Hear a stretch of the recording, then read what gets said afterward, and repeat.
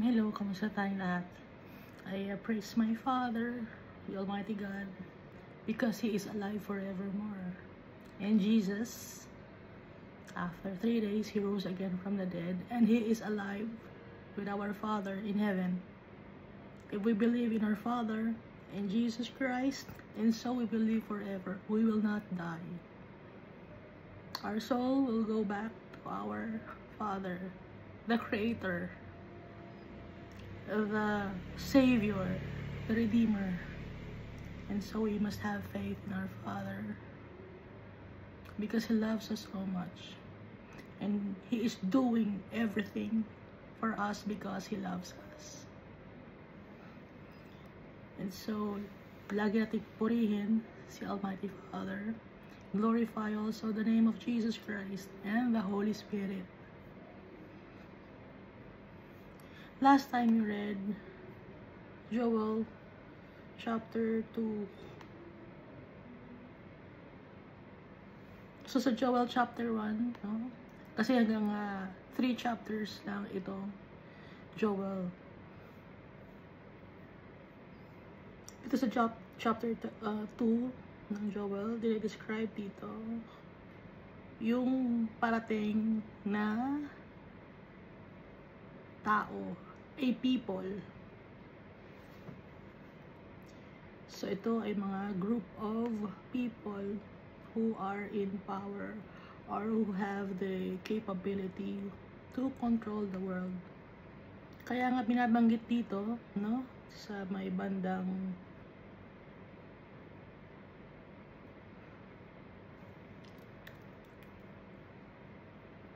17 ng Joel chapter 2 verse 17.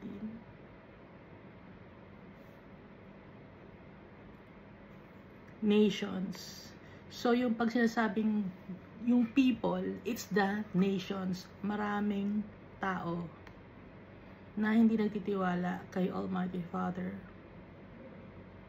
Sa mga binabanggit sa Book of Revelation, sa Isaiah, sa Zechariah, at sa Ezekiel, nabanggit na rin tong nation na to, itong papadating na nation na kahit na noon pa man ay hindi pa nangyayari or hindi pa nakakakita ang mga tao ng napaka-powerful na nation or people. Noon, hindi pa nangyayari or hindi pa sila nakaka-experience. At paparating ang powerful na to na mga group of people.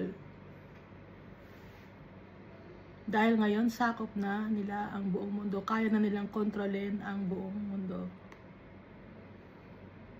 Just like 5 years ago, di ba? Sino nag-control ng mundo 5 years ago? So that was only a testing. Binanggit natin dati, no, na trial and error nangyari 5 years ago. At may nag-control sa buong mundo. Nawalan ng power ang mga government ng bawat bansa. Sino ang namuno ngayon? Sino ang nag-decide? Okay, so that's a powerful group of people. Pero tayo, hindi tayo matatakot. Because our Father will be with us. Jesus will be with us. Pati na yung mundo na to, na mga nagtitiwala, mga nandito sa mundo to na mga nagtitiwala kay Almighty Father, hindi dapat matakot. Dahil lang mundo na to, lilinisin ni Almighty Father.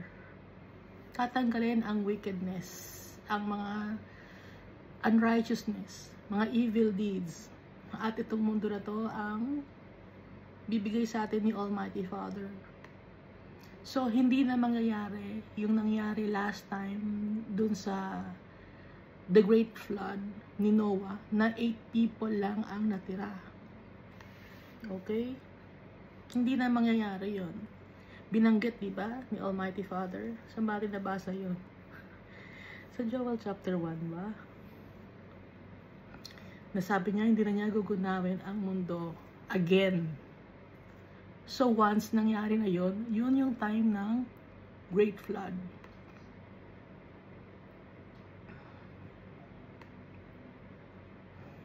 Kaya itong mundo ay mare-retain. Ang ulitin ko, ang mawawala lang ay ang mga wicked people. Paano mawawala ang mga wicked people? Magkakaroon ng mga pestilence and calamities. Magkakaroon ng famine. At magkakaroon ng sakit ang mga tao. Ngayon may mga sakit ng mga tao, di ba?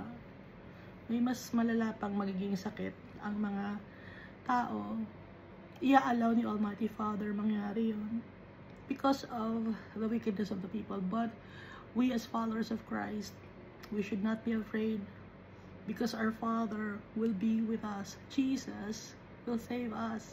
We will live with them in their eternal kingdom, the kingdom that will never end. And we will be satisfied and contented with our Father because He will shower us with His blessings. Hindi tayo na mapapahiya. We will not be humiliated anymore. Pero bago mangyari yon, the Almighty Father will pour out His Holy Spirit on us. And so, nakalagay dito, no? Your sons and your daughters shall prophesy, babae at lalaki, bata at matanda. They will see dreams. They will see visions.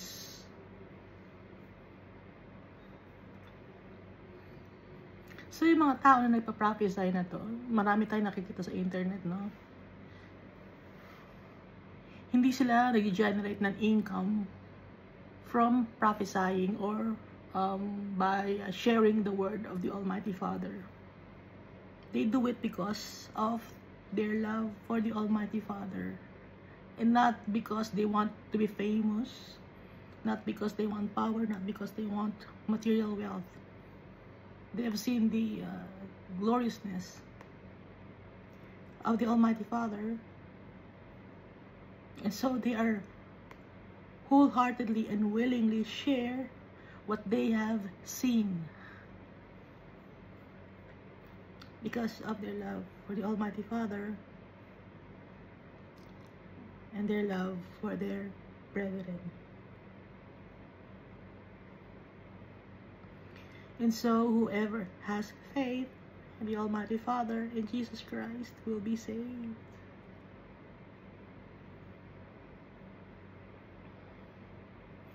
And so we should practice what we have read in the Bible.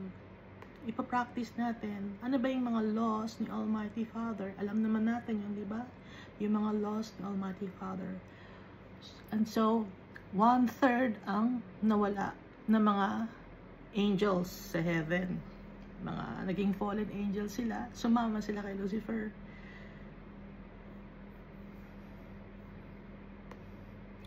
Nabasa natin sa book of Zechariah na ang mga remnants or ang makakasama ni Almighty Father ay 1/3 din of the total population of the whole world since the world began.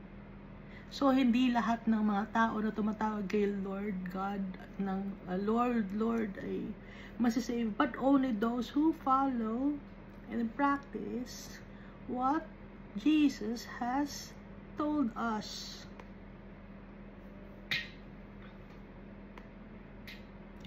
Kaya hindi totoo yung sinasabi na save one, save all ba yun? Na pag once na tinanggap mo si Jesus Christ, masasave ka na.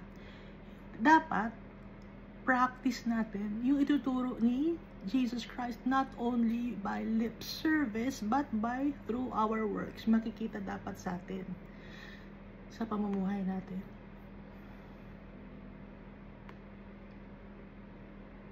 Hindi tayo dapat magsasawa magbasa ng Bible. Hindi tayo dapat magsasawa kausapin yung tatay natin.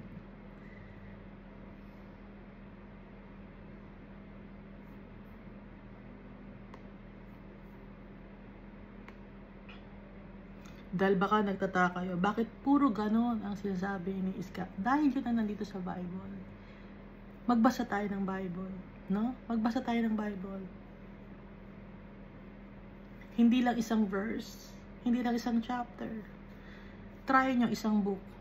And then, pag na-try nyo ang isang book, makikita nyo si Almighty Father tsaka si Jesus Christ, yung wonders of their works. Babasahin nyo na rin ang iba pang mga books sa Bible para lalo natin makilala ang tatay natin si Jesus Christ. Hindi nag-hold back si Almighty Father. Walang sinisikreto sa atin si Jesus Christ. Lahat nire-reveal. Nakalagay dito sa Bible. Yung mga tao lang hindi nila maintindihan. Why? It's because they don't know the Almighty Father. They don't ask for guidance when they read. They use their knowledge when they read the Bible. They don't ask the guidance of the Holy Spirit. So magbabasa tayo, not because we are knowledgeable of the Bible, but because we want to know our Father, makikita ni Almighty Father, na gusto natin siyang makilala, na gusto natin makilala sa Jesus. And so, i-reveal ni Almighty Father ang sarili niya sa atin. Kaya itong nasa Bible na to, mga binabanggit ni Jesus, it's parables. Dito naman sa Old Testament is mga symbolism, no? Ginagawa ni Almighty Father ng mga symbolism para hanapin natin, isik natin ang kanyang kagustuhan, ang kanyang ugali. Kaya gumagamit si Almighty Father ng symbolism. Yung mga tao na hindi sila tunay na gusto makilala si Almighty Father, kung ano lang ang nababasa nila, yun lang na sinasabi na naiintindihan lang. But may mga deeper meaning. Ito nasa Old Testament. Kaya hindi natin dapat isa walang bahala ang Old Testament dahil marami tayong natututunan at matututunan pa. So, dito na tayo sa Joel chapter 3. For behold, in those days, at that time, when I bring back the captives of Judah in Jerusalem, sabi ni Almighty Father, sa pangapanahon na yon, sa araw na yon, sa oras na yon, ibabalik ko ang mga captives ng Judah at Jerusalem. Judah means praise. Jerusalem means city of peace, no? I will also gather all nations, lahat. Ibig sabihin, lahat ng tao, hindi lang Judah, hindi lang Jerusalem, all nations, lahat na ng tao, and bring them to the valley of Jehoshaphat. Kung hindi tayo maalam, mababasa lang natin down to the valley of Jehoshaphat. Ngayon, pag i-check natin ang Jehoshaphat, ang ibig sabihin ng Jehoshaphat, Yahweh or Yah has judged or Yah governs. So, itutuloy natin ang basa nito, no? And I will enter into judgment with them there. Nakita niyo? The valley of Jehoshaphat means Yah has judged. Idinugtong, and I will enter into judgment. So, yung Jehoshaphat, it means judgment, valley of judgment. Kaya nga idinugtong ni Almighty Father, and I will enter into judgment with them there. So, naiintindihan na natin. Lugar ito kung saan tayo huhusgahan mga ginawa natin dito sa mundo. On account of my people, my heritage, Israel, whom they have scattered among the nations, they have also divided up my land. Hinati-hati ang lupain. Hinati-hati ang tao. Paano nahati ang mga tao? Maraming mga katuruan ang mundo na to na iba-iba. And so, the land has been divided. Yun ang ibig sabihin nun. Nagkalat yung mga tao. Bakit kumalat yung mga tao? Hindi sila nag-gather. Ano nangyari? It's because of the leaders. May kanya-kanya silang hidden agenda or goal. Kaya yung mga tao naligaw, nagkakawala-wala. Kaya anong gagawin ni Almighty Father? I-gather niya ang kanyang mga anak. At huhusgahan. Valley of Jehoshaphat means valley of judgment. Verse 3, they have cast lots for my people. Ano ba yung sabihin? They have cast lots. Yung parang sugal, no? They have cast lots for my people. Pinaglaruan ang mga tao. Kung ano-ano ang inisip ng mga tao, pinag-iimbento, pinaglaruan ang mga tao. Ito ang ibig sabihin ng they have cast lots for my people. Have given a boy as a payment for a harlot, and sold a girl for wine that they may drink. Literal ito. And also, figuratively speaking. May mga tao ngayon na nagbibigay ng lalaki, ng bata, as a payment for a harlot, and sold a girl for wine that they may drink. Literal yon. But also, symbolical ito. Okay? Anong ibig sabihin nito? They twisted the truth for lies. Manipulation. And abusing people. So that they may live. So that they may prosper. Nanggagamit sila ng mga tao. Sino sila? Sino yung mga nanggagamit na yun? Mga wicked people. Kasali ba tayo sa mga wicked people? If we are for our Father and Jesus Christ, we've been forgiven already.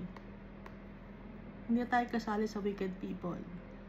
Kasi hindi tayo nanggagamit ng tao, hindi tayo nang-aabuso ng tao.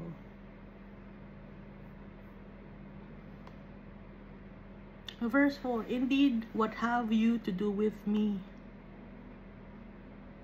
Sabi ni Almighty Father, O Tyre and Sidon and all the coasts of Philistia. Alam natin na ang word ng Tyre came from stone or rock, no? That means rock. And Sidon means fishery. Pero ngayon, ang Tyre and Sidon, sakop na siya ng Lebanon. Pero ito, ang binabangkit na Tyre and Sidon ito. Ito ay mga tao. Tyre, Sidon, and all the coasts of Philistia. Philistia means uninformed.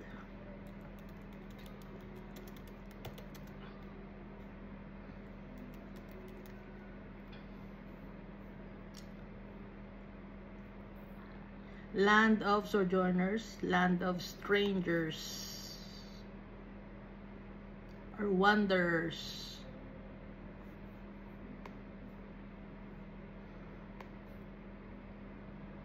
Mga hindi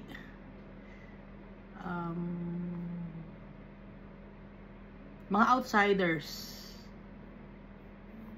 Hindi sila nakatira sa isang lugar. Outsider sila.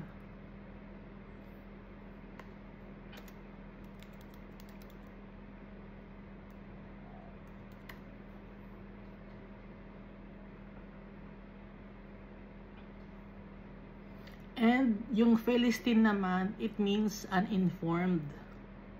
Philistia, Philistine, mga tagalabas, mga sojourners, mga temporary settlers. Yun ang ibig sabihin ng Philistia.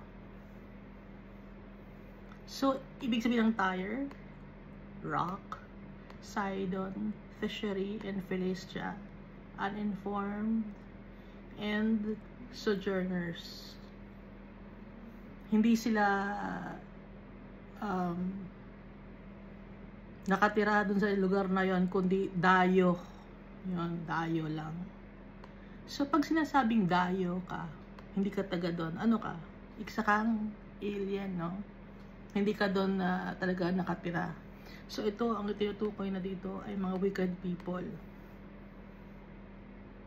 Kaya nga nakalagay dito sa next line ng verse 4, will you retaliate against me? Gaganti ka ba?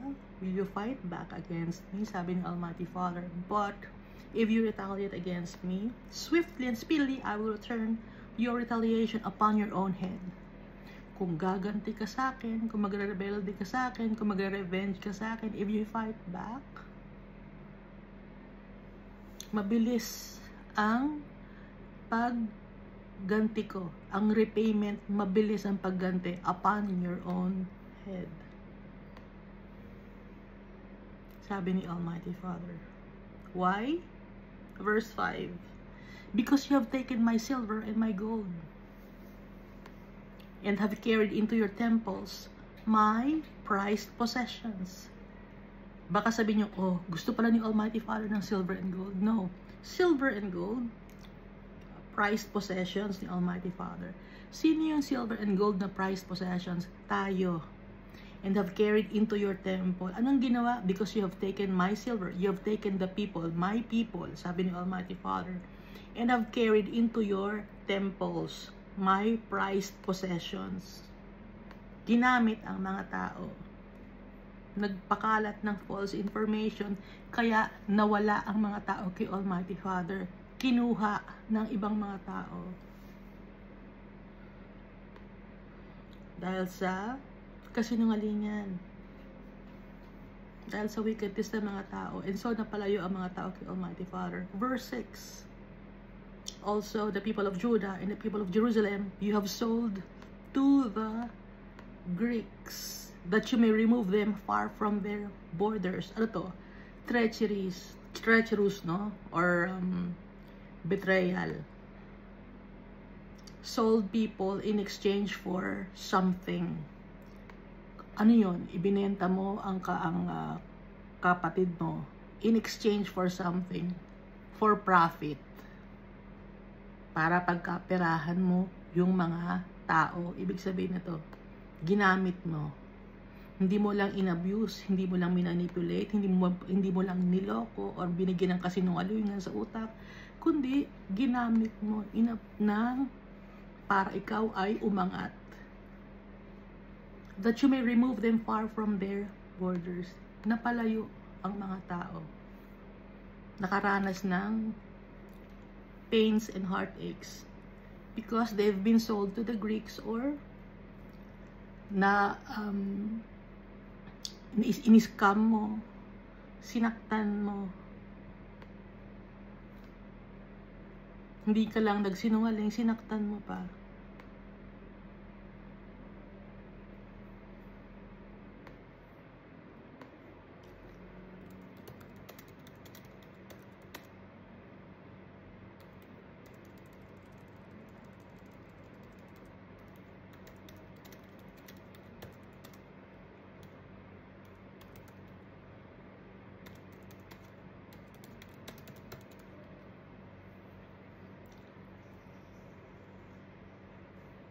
Dito sa Psalm 66 verse 10, no?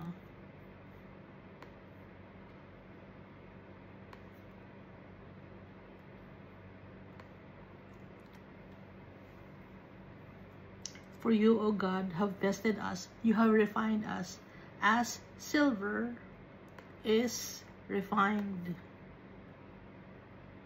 You brought us into the net. You laid affliction on our backs. So ito binanggit yung silver. You have refined us as silver is refined. So kaya sinasabi na ang prized possession ni Almighty Father ay ang mga anak niya.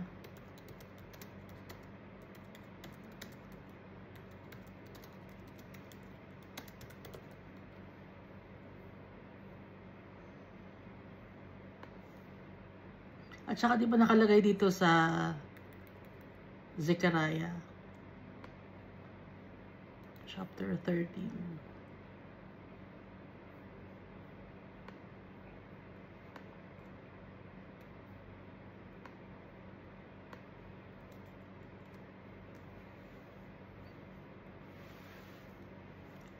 Na yung mga tao, refined as silver is refined, test them as gold is tested.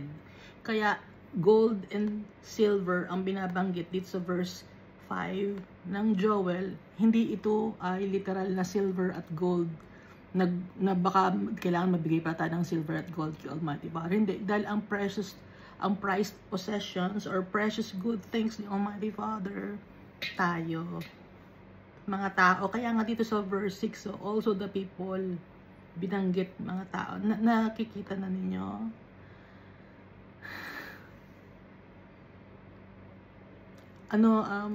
Magkakarugtong, ha? Magkakarugtong sila. Baka kasi nalilito kayo dahil may mga verses. I-disregard nyo yung verses.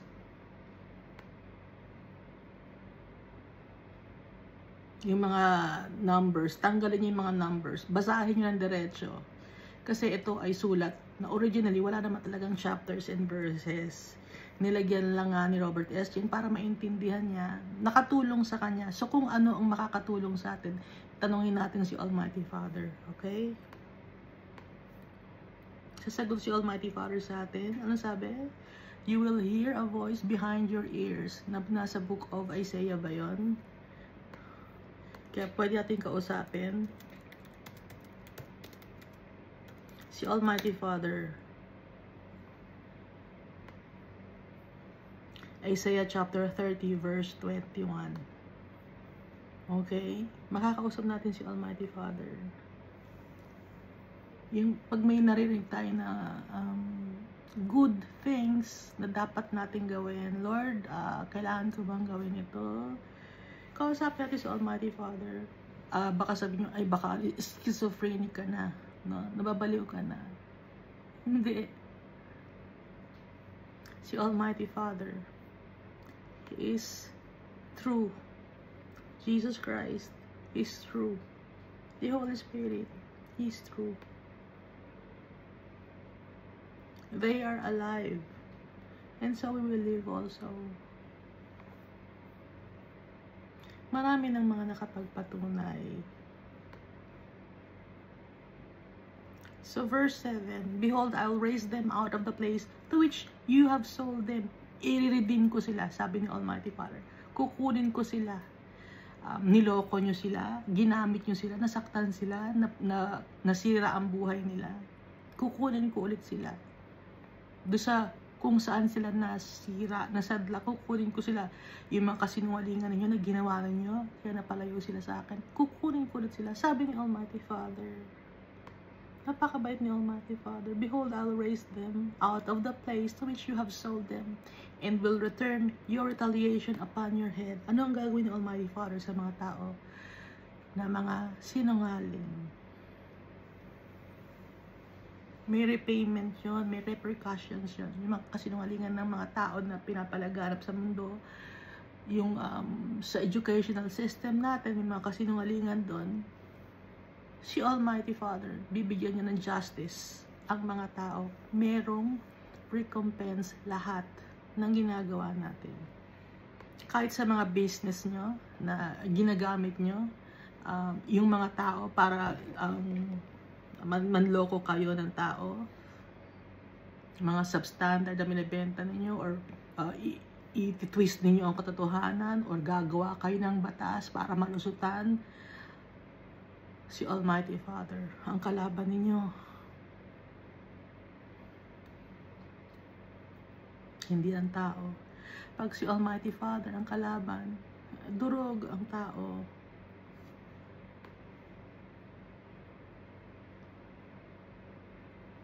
Baka sabihin niyo, matagal pa yan, hindi pa dumarating si Jesus Christ. Kung ayan, sinasabi ninyo na matagal. Pero saan mapupunta yung kaluluwa ng tao na sinungaling? Sa impyerno. Kung sa impyerno mapupunta, ano nangyayari doon sa impyerno? Yung mga uod sa impyerno, hindi sila namamatay. Nakalagay di ba sa Bible?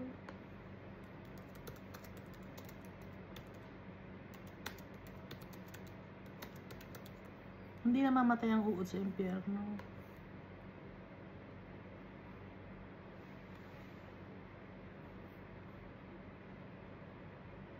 Sino nagsabi nito? Si Jesus Christ.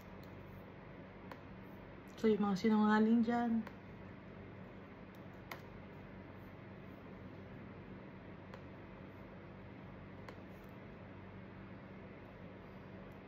nagpapakalat ng kasinungalingan, ng imbento, nagawa-gawa ng tao para malihis ang isip ng mga tao kay Almighty Father, maging focus ang mga tao sa mundo na to. Ang mangyayari sa mga taong wicked, mapupunta sila sa impyerno. Basahin natin, no? Mark chapter 9 verse 42. But whoever causes one of these little ones who believe in me to stumble, pag isinabing stumble, mapalayo kay Almighty Father, naniniwala kay Jesus Christ, naniniwala kay Almighty Father, pero napalayo, ano ang mangyari? It would be better for him if a millstone were hung around his neck. Pag nasira ang buhay ng tao na yun, napalayo kay Almighty Father. Mas mabuti pa na kumuha na lang ng millstone, itali sa neek at itapon sa dagat, and he were thrown into the sea. If your hand causes you to sin, cut it off. It is better for you to enter into life maimed rather than having two hands to go to hell, into the fire that shall never be quenched. Yung fire sa impyerno, hindi siya namamatay. Patuloy yon. Parang pugon, no? Nakakita na ba kayo ng pugon? Di ba yung pugon, pag naggagawa kayo ng tinapay, pugon yan, di ba? Oven, hindi sinasara. Yon, oven. Yung oven dito sa mundo, sinasara yon. Nasayang ang kuryente, sayang ang gasol, at saka mainit yon. Pero ito, sa impyerno, it shall never be quenched. Where their worm does not die, hindi na mamatay ang uod sa impyerno, and the fire is not quenched. Sabi to ni Jesus Christ. At sabi ni Almighty Father, palaki ng palaki ang Sheol, di ba? Nabasa natin yun, di ba? I-search nyo, palaki ng palaki ang Sheol. Ba't palaki ng palaki? Padami ng padami ang taong napupunta sa impyerno. Yung kaluluwa ng tao. So, walang purgatorio. No. Wala nakalagay sa Bible na purgatorio. Hindi ka pwedeng magdasal na dapat papunta ng langit, yung namayapa na. Hindi pwede. Hanggat nandito tayo sa mundo, may chance tayo. Kaya nga, yung salvation, now na, mag-decide na tayo now. Return to our Father now. Hindi na yung, when you die, you return to the Father. No, return to the Father now. Decide now. Dahil pag humiwalay na yung katawan natin, o humiwalay na yung kaluluwa sa katawan natin, ganun ba yun? Humiwalay na yung kaluluwa sa katawan, tapos na yung chance mo. Verse 8, I will sell your sons and your daughters into the hand of the people of Judah, and they will sell them to the Sabaeans, to a people far off, for the Lord has spoken. Ano ba yung mga Sabaeans? Sabaeans, galing din sila sa word na Sheba. Sheba means 7 or oath.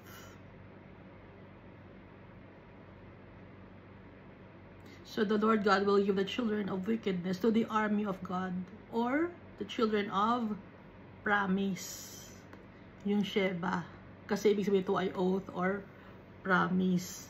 At Sheba also means 7. It's a complete number. Mga anak ni Almighty Father. Ibibigay sila. Ngayon, pag ibinigay ang mga wicked people sa mga Sheba, anong gagawin niya dito sa Book of Revelation? Sila ay makakalaban ng mga saints. So yung mga Sheba or children of God or children of oath, children of promise, sila ay makasama ni Jesus Christ. Sa Revelation chapter 20 verse 4 to 6. Sila yung mga army of Jesus Christ and the Almighty Father. To a people far off, malayo. For the Lord has spoken. So, naintindihan na natin ano yung Sheba or Sabaeans.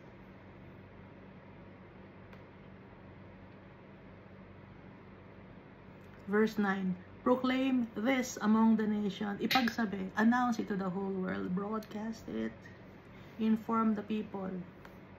Ano yung i-inform sa people? Prepare for war, wake up the mighty men, let all the men of war draw near, let them come up. Bakit yung sasabing may war? Magkakaroon ba talaga ng war? This is not war literal, it's spiritual warfare. So, kung gusto niyo mabasa yung tungkol sa war na binabanggit ni Jesus, ni Almighty Father,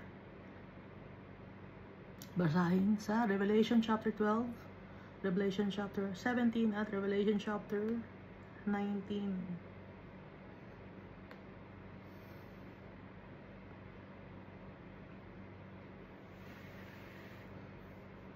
Kasi nga itong Bible ay symbolic, itong mga binabasa ni Almighty Father or parang parable.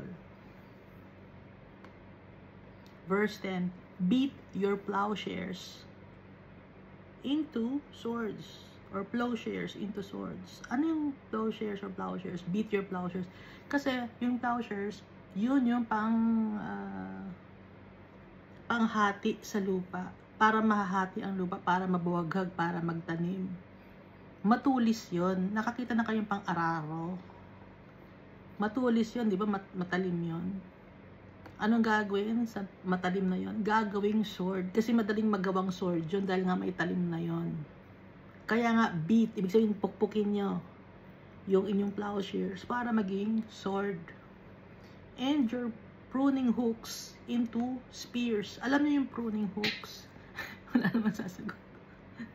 Yung pruning hooks, yung pag ganon, panggapas, pruning knives, di ba matulis yun? Pag manggagapas ka ng, mag-aani ka ng, ba't inaani? Nag-aani ng bigas, kanin, bigas, no? Inaani yung bigas or yung wheat, yun ang ginagamit dati, ewan ko lang ngayon, pero dahil sa Old Testament to, pruning hooks, yun yung panggapas or pag magtatanggal ka ng mga damo, pruning hooks ang ginagamit. And your pruning hooks into spears, gawing spear, no? Yung pruning hooks, ano yung, kasi yung pruning hooks, maikli lang yun, pwedeng gawing spear yun. Ano yung spear? Yung pangsaksak ng mahabang ganon. Yun ang magiging patalim. Let the weak say, I am strong.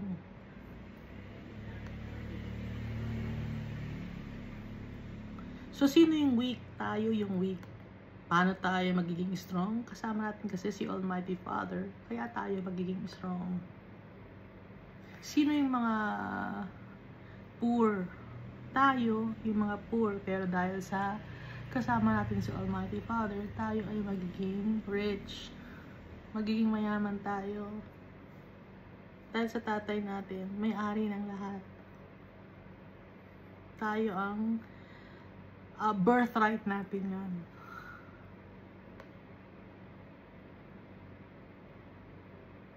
Kaya nga, sabi do, beat your plowshares into swords. Maging ready. Okay? Maging ready sa lahat ng oras. Dahil nga, it's spiritual warfare. Yung mga kalaban natin, hindi natin nakikita. O baka sabihin, nababaliw yung mga kalaban hindi nakikita. Ibig sabihin nun, principalities. Sometimes tayo, no, kalaban natin yung sarili natin, meron tayong mga bagay na gusto sa buhay, pero dapat maging malakas tayo. Let the weak say, I am strong. Minsan, it gets the best of us, no, yung ating temper. Gaya ko, no, may temper ako. Lahat tayo may kahinaan. Pero, ano sabi dito ni Almighty Father? Let the weak say, I am strong. Kalakasan natin si Almighty Father. i-acknowledge natin na malihina tayo dahil si Almighty Father ang magpapalakas sa atin. Si Jesus Christ ang kasama natin. Powerful si Jesus Christ. Nabuhay siya magmuli and He ascended into heaven. Verse 11, assemble and come, all you nations, and gather together all around.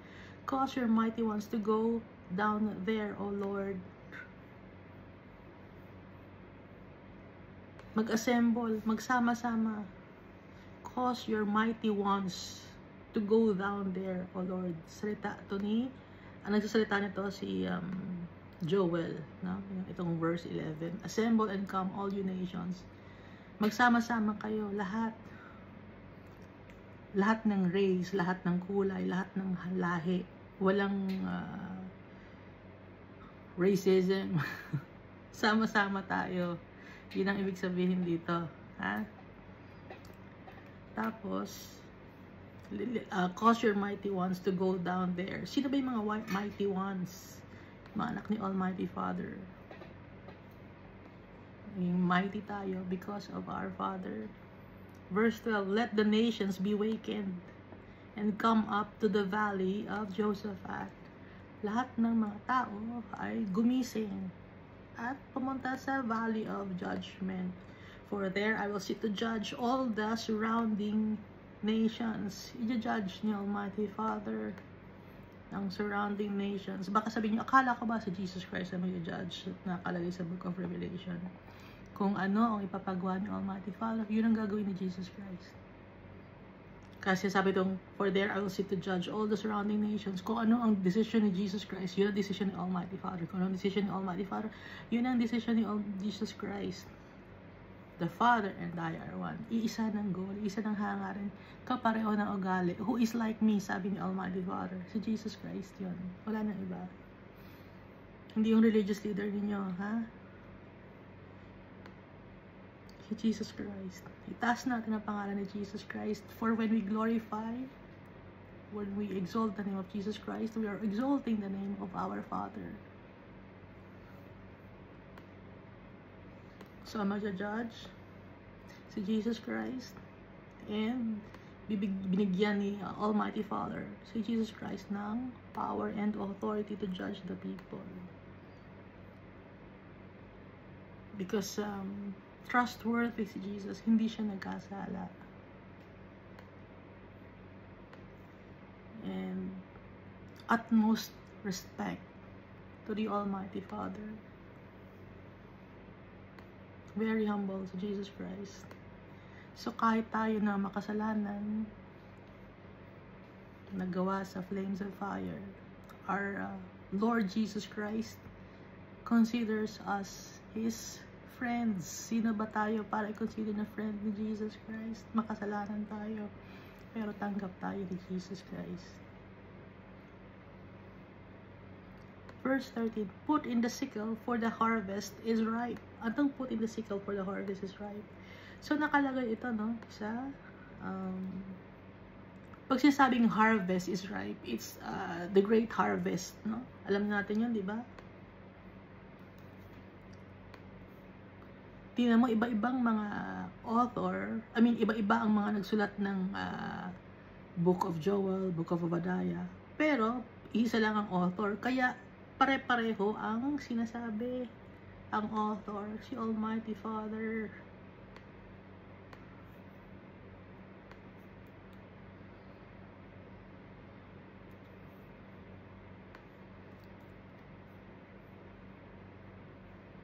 Si Jesus Christ, no, sabi niya, Matthew chapter 9, verse 37 to 38. Then he said to his disciples, the harvest truly is plentiful, but the laborers are few. Therefore, pray the Lord of the harvest to send out laborers into His harvest. Sino yung mga yung harvest? Mga tao, madaming tao na dapat na i-share ng Word of God, share the Gospel. Kaya nga, dito sa verse 13 ng Joel chapter 3, put in the sickle for the harvest is ripe. Ripe na yung harvest, yung mga itinanim, ripe na. Tingnan mo, nauna si Joel magsabi na harvest, na ripe na yung harvest. si Jesus Christ dito sa New Testament. Kumukuha pa ng mga laborers. Kasi nga, ito ay prophetic book ng Joel. Dinikta ng Almighty Father kay Joel. Kaya nga, si Almighty Father ang author ng Bible. Kahit iba-iba yung nag-write physically, no? Come down, come go down, for the winepress is full. Puno na yung winepress. Revelation chapter 14, verse 19.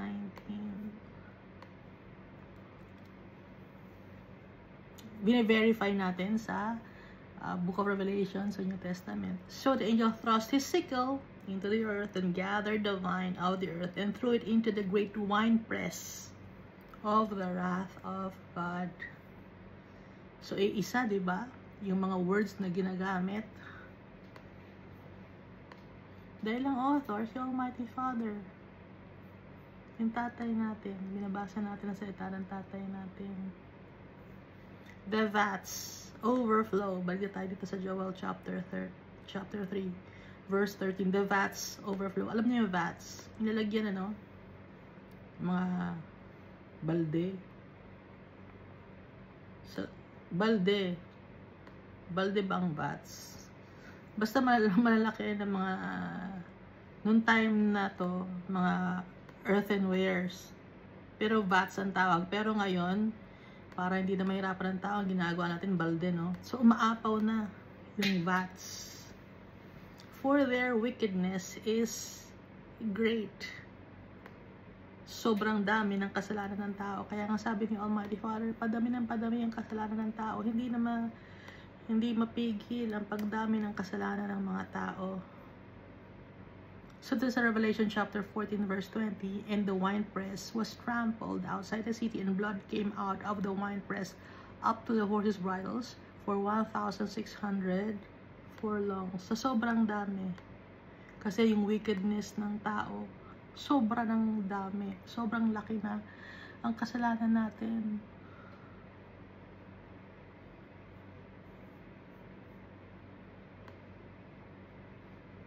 Kung ano-ano ng mga law ang ginagawa ng mga tao na nagko-contradict na sa law ni Almighty Father.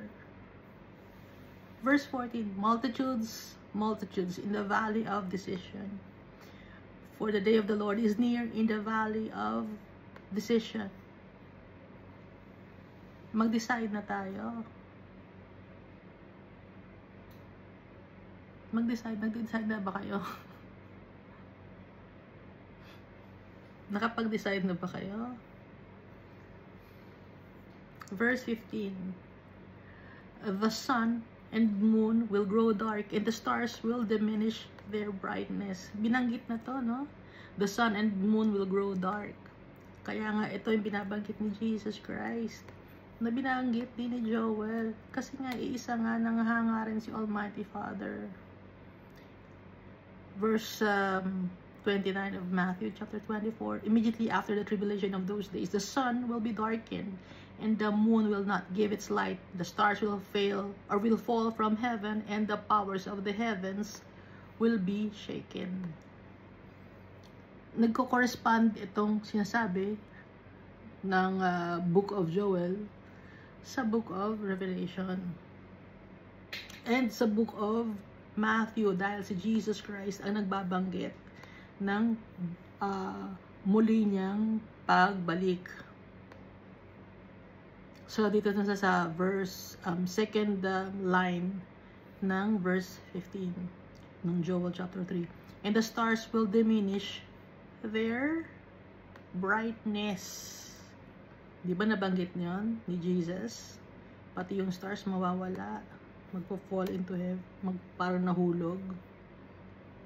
Ito sa Revelation chapter 6 verse 13. And the stars of heaven fell to the earth as a fig tree drops its late figs when it is shaken by a mighty wind.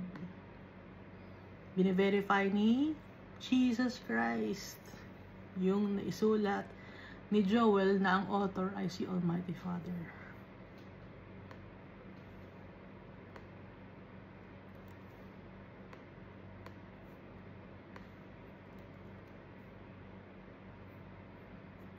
Dito naman sa Mark chapter 13 verse 25, the stars of heaven will fall and the powers in the heavens will be shaken.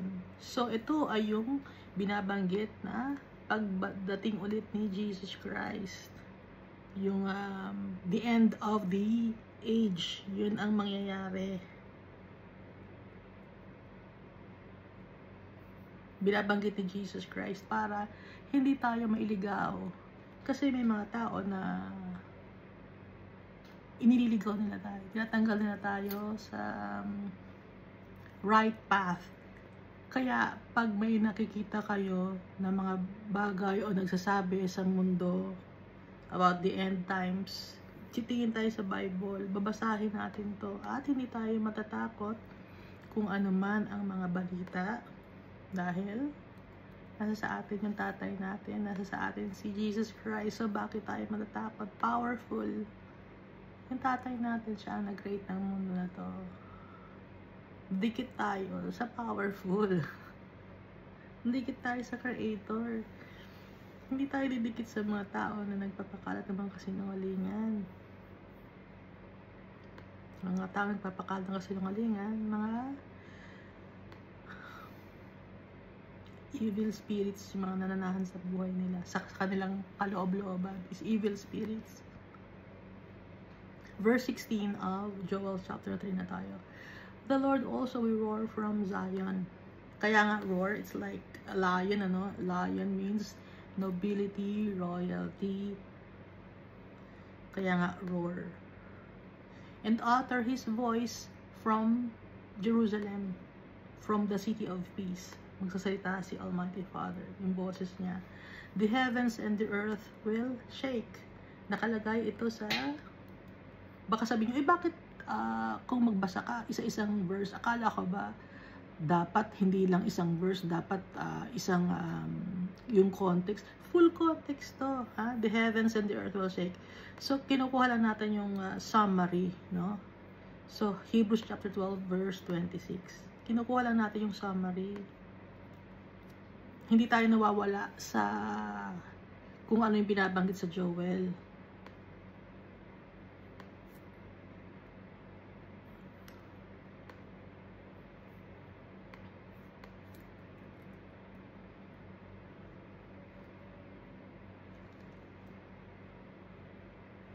Ito, basahin natin ang buong context, no, ng Hebrews chapter 12 verse 25 up to 29. See that you do not refuse him who speaks, for if they did not escape who refused him who spoke on earth, much more shall we not escape if we turn away from him who speaks from heaven. Hindi natin matatakasan si Almighty Father tsaka si Jesus Christ, whose voice then shook the earth, but now he has promised, nagpromise, saying, yet once more I will shake not only the earth but also the heaven. Nagpromise si Almighty Father. Hindi lang yung earth ang masishake, kundi pati ang heaven. Now this yet once more indicates the removal of those things that are being shaken. Kaya nga, yet once more, matatanggal yung mga bagay na pwedeng ma-shake. As of things that are made, that the things which cannot be shaken may remain. Naiintindihan niyo? So if we remain with our Father, hindi tayo matitinag. We will be strong. Di ba sinabi, let the weak say I am strong. So hindi tayo matitinag. Kasi, ang nasi-shake lang, yung mga nakadikit sa weak, those that are being shaken, as of the things that are made, that the things which cannot be shaken may remain. So tayo, we will not be shaken. Sino lang ang shaken? Yet once more I shake not only the earth but also the heaven. So hindi masishake yung mga strong. Naintindihan ninyo?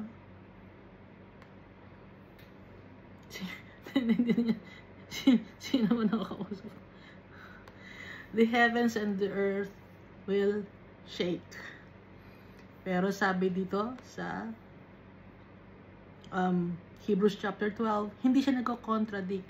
Dahil kahit i-shake man ang heaven and earth, ano lang ang masya-shake? Yung mga things na masya-shake. Yun lang ang masya-shake. Pero yung mga things na hindi na siya shake or yung strong, they cannot be shaken. They will remain. Naintindihan natin? Sino ba yung tayo?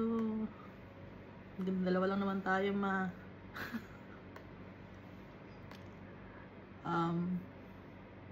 dito tayo sa fourth line, ng verse 16 ng Joel chapter 3. But the Lord will be a shelter for His people. Kaya hindi tayo masya-shake dahil ang shelter natin, si Almighty Father. Dahil nakalagay sa Hebrews, ang masya-shake lang, yung mga bagay na pwedeng ma-shake, yung those that cannot be shaken, it will remain. So we will remain dahil ang tatay natin, He will be our shelter. And the strength of the children of Israel. Siya ang ating strength. Napakabait ng tatay natin. So nakikita ninyo, no? Ang galing ni Almighty Father. Konektado yung binabanggit dito sa Joel, konektado sa New Testament. Ang layo ng pagitan ng time frame.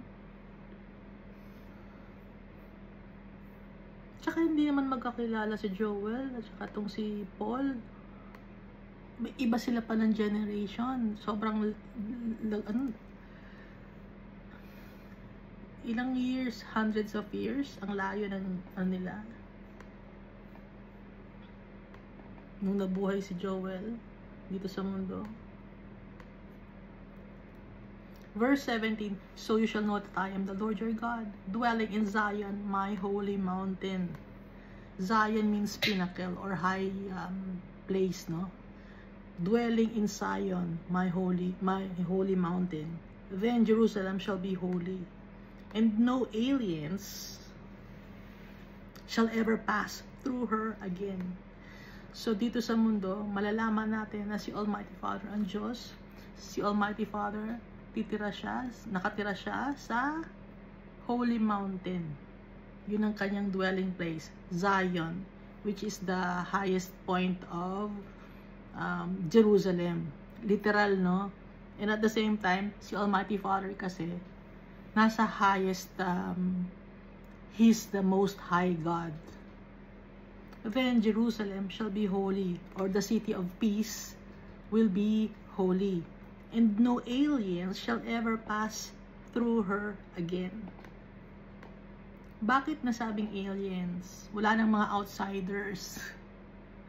Wala nang mga wicked people. Yung mga taong hindi na nabibilang sa mga anak ng Diyos, hindi na sila makakatira dito sa mundo. Wickedness will be removed from the earth. Kaya kahit daan, hindi na sila makakadaan dito sa mundo. Kaya nga aliens, outsiders, ano ibig sabihin ng outsiders? Philistia. Binanggit, di ba? Asan nga dito yung binanggit na Philistia? Ayun. Philistia, Tyre, and Sidon.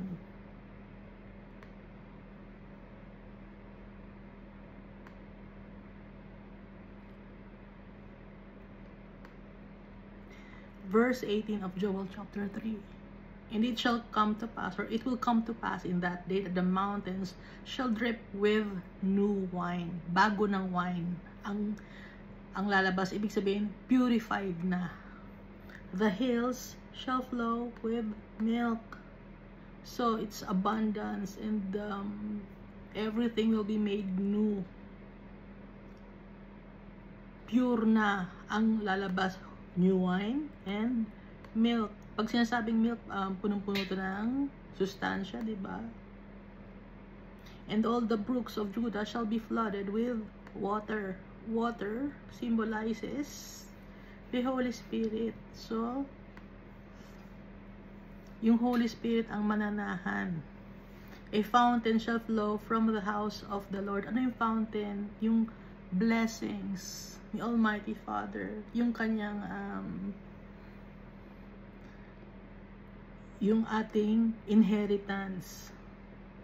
Fountain shall flow from the house of the Lord. Pag sinabing fountain, di ba?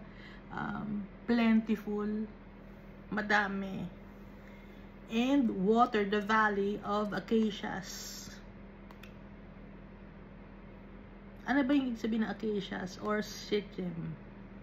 Shittim or acacias or shita. Valley of shita or shittim. Shittim means acacia rin yun.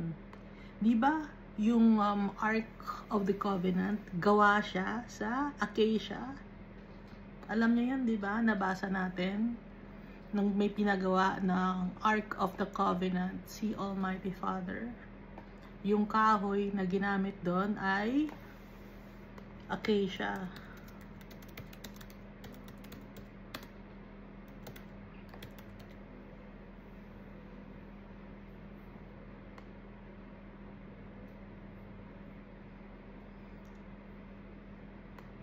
Bakit acacia ang ginamit? Siyempre walang sasagot. Acacia, dahil ano yung nagsisimbolize sa acacia? Yung acacia, hardwood, derived from the acacia tree, native to tropical, subtropical, binabasa ko to, and warm temperate regions around the world. Known for its durability, natural beauty, and attractive broad grain patterns. Ano pa? Yung acacia, meron siyang natural oil. Has natural oils that provide protection against elements. Hindi siya madaling block. These powerful oils make acacia wood resistant to fire damage. Uy, ang galing naman ng acacia. And prevent the wood from shrinking, cracking, or splintering over time. The natural oils in acacia wood also make it naturally resistant to insects and pests, especially termites. No? Ano pa ang acacia wood? Antimicrobial, water resistant, resistant to rot, decay, and insect damage. Kaya nga yung acacia wood ginagawa siyang cutting board for food preparation. Kasi nga, naturally antimicrobial siya at water resistant. Hindi siya madaling mabali or magkakaroon ng splinter or mag-chip. Resistant to scratches. Resistance to decay. Tsaka, madaling tumubo. Rampant. Kaya nabanggit dito yung and water the valley of acacias. Hindi nabubulok yung valley. Hindi may antimicrobial properties. Gaya ng Ark of the Covenant na ipinagawa ni Almighty Father. Kaya ang pinagawa ni Almighty Father ay acacia tree, na yung wood ng Ark of the Covenant. And then, di ba pinalagyan ng gold yun? I-check nyo kung paano ginawa yung Ark of the Covenant.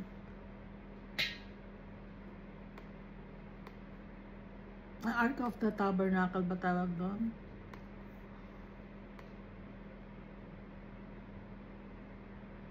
O nga, Ark of the Covenant, also known as the Ark of the Testimony or the Ark of God. Alam nyo ba kung ano nakalagay dun sa Ark of the Covenant? I-check nyo kung ano nakalagay sa Ark of the Covenant. Sinisimbolize nun si Jesus Christ.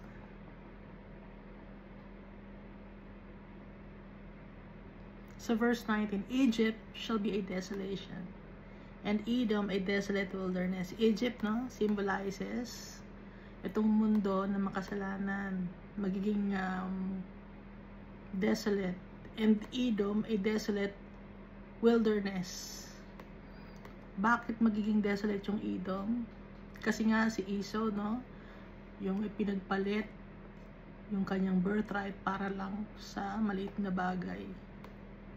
Kasi yung mga tao na pinagpalit mo yung dignidad mo, pinagpalit mo yung si Almighty Father para lang sa maliit na bagay, gumawa ka ng kasalanan, hindi ka humingi ng tawad, magiging desolate wilderness because of violence against the people of Judah. Ano ang violence na ginawa ng Egypt at Edom? Inenggaan yung maniwala sa kasinungalingan, pero dahil si Almighty Father ay maputi, nakuha niya ang kanyang mga anak. Nabawi ni Almighty Father ang kanyang mga anak. Kaya si Almighty Father, bibigyan niya ng hustisya yung kanyang mga anak. For they have shed innocent blood in their land. Bibigyan ng justice ni Almighty Father ang mga nagtitiwala sa kanya. Verse 20, but Judah shall abide forever, and Jerusalem from generation to generation. Judah means praise, and Jerusalem means city of peace. Yung Jerusalem, nasa loob siya ng Judah, di ba? So, from generation to generation, kasama ni Almighty Father ang kanyang mga anak. Hindi na mawawala sa kanya ang kanyang mga anak. Mananahan na at mananatili na ni Almighty Father ang kanyang mga anak. Tayo yon na nagtitiwala kay Almighty Father at saka kay Jesus Christ. Bakit tayo at makukuha natin ang ating inheritance? Verse 21, for I will acquit them of the guilt of bloodshed. Papatawarin ko sila, acquitted na sila, whom I had not acquitted. Dati, hindi ko sila pinatawad, pero ngayon, I will acquit them of the guilt of bloodshed. Paano tayo na-acquit? Kasi nakalagay ito, whom I had not acquitted. Dati hindi ko sila na-acquitted kasi an eye for an eye, a tooth for a tooth, tapos kailangan pa mag-alay or mag-burnt offerings or sin offerings, magpatay ng animals. Paano na tayo na-acquit? It's because of Jesus Christ. Na-acquit na tayo. Napatawad na tayo sa ating mga kasalanan. For the Lord dwells in Zion. Ano ibig sabihin for the Lord dwells in Zion? The Lord God dwells at the highest point or the pinnacle. Si Almighty Father kasi ang nagdidesisyon. Ang last na may say. Or last na